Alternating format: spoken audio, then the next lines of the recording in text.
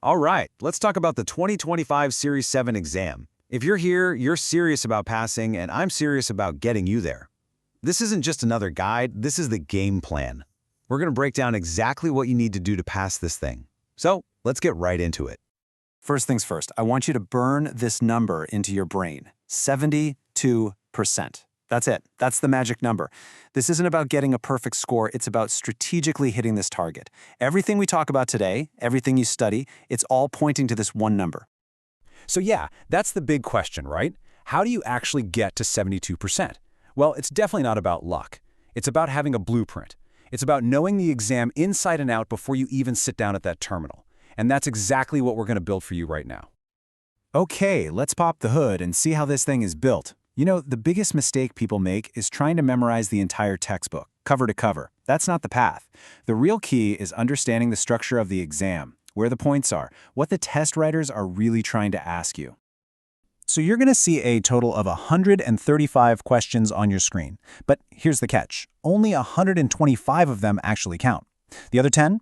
Those are experimental questions FINRA is just testing out for future exams.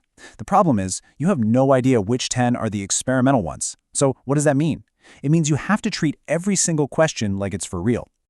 And you've got to answer all 135 of those questions in 3 hours and 45 minutes. You do the math, that's about 1 minute and 40 seconds per question. And trust me, that clock moves a lot faster when you're in the hot seat. Your time management has to be on point. It's not just a nice skill to have, it's absolutely essential. And now, this is it. This is probably the most important slide I'm going to show you. Look at this chart. This is the secret code to passing the Series 7. Function 3, that's all about providing info, making suitable recommendations, and knowing your products, is worth a staggering 73% of your grade. I mean, just let that sink in. Almost 3/4 of the entire exam is packed into this one function. So the takeaway here is huge. We are not, I repeat, not studying all topics equally. That's a fool's errand. This exam, at its core, is a test of Function 3. This section isn't just important, it is the entire game. This is where we're going to spend our time. This is how we pass. So, if Function 3 is our main target, what's next? Well, it's knowing what's on the regulators' minds right now. Every single year, FINRA tells us what they're worried about. This report is basically a cheat sheet for new topics that are almost guaranteed to show up on your 2025 exam. This is the stuff that separates a passing score from a failing one. And here they are. This is what's hot for 2025. FINRA is zeroed in on crypto assets, the risks of generative AI and fraud, and these new complex products called RILAs. You'd better believe that questions about these topics are going to be woven into the exam, especially within that big Function 3 section. Let's just zoom in on one of these for a second. Generative AI. Regulators are really concerned about how criminals can use this tech for things like deepfake videos or super realistic scam emails. So what does that mean for you on the test? You need to be ready for questions about your duties to protect client data and how you'd spot the red flags of these new, sophisticated cybercrimes. Okay, so we've got the exam's blueprint, and we've got the latest intel from the regulators. Now, the really important part. How do we turn all this knowledge into an actual, practical study plan? Let's talk strategy. I love this slide because it shows the two paths so clearly. On the left, you've got the common mistake.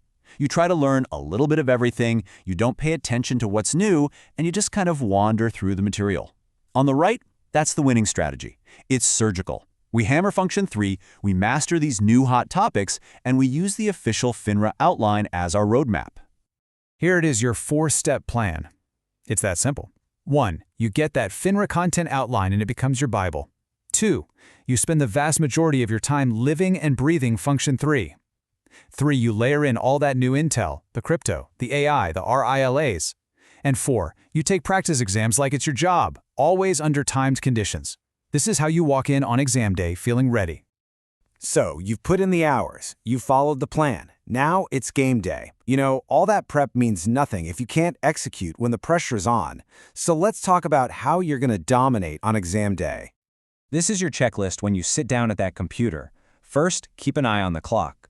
Break the exam into 4 quarters in your head just to make sure you're on pace. Second, go for the low-hanging fruit.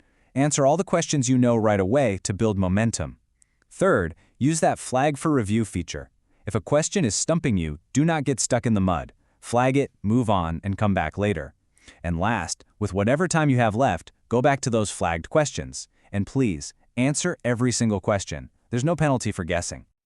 You know, at the end of the day, passing this exam is all about risk management. It's just like investing. We're not trying to avoid the fact that it's hard. We're strategically managing that difficulty by putting our energy where we know we'll get the biggest return, Function 3 and those hot-button regulatory issues. So there it is, the structure, the latest intel, the study plan, and the exam day tactics. You now have the complete blueprint to pass the 2025 Series 7. The only question left is, are you ready to put in the work and build that knowledge? Let's do this.